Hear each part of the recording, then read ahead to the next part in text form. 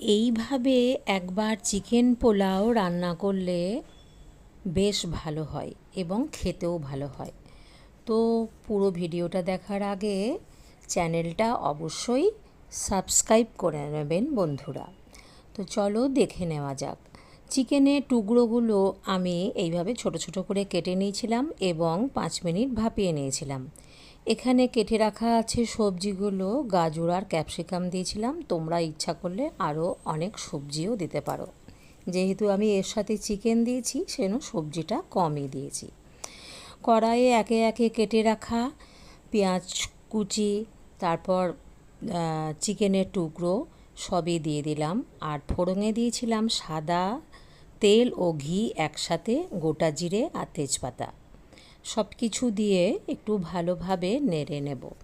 ভালোভাবে নাড়াচাড়া করে নিয়ে আমি আগে থেকে 1 কাপ মতো গোবিন্দভোগ চাল ভালোভাবে ধুয়ে জল ঝরিয়ে রেখেছিলাম।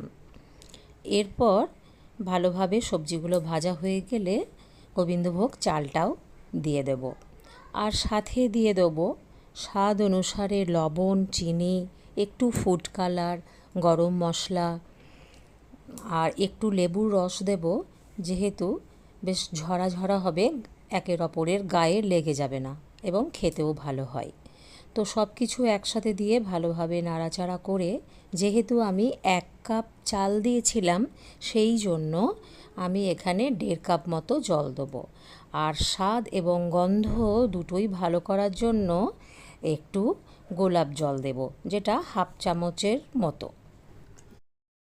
এরপর ভালোভাবে সব মিলেমিশে একাকার হয়ে যাওয়ার পর আমি ঢাকনা লাগিয়ে দিলাম এবং অপেক্ষা করব আমার এই সুন্দর ঝরঝরের পোলাওয়ের জন্য। দেখো জল অনেকটাই টেনে নিয়েছে, মানে পুরোটাই টেনে নিয়েছে।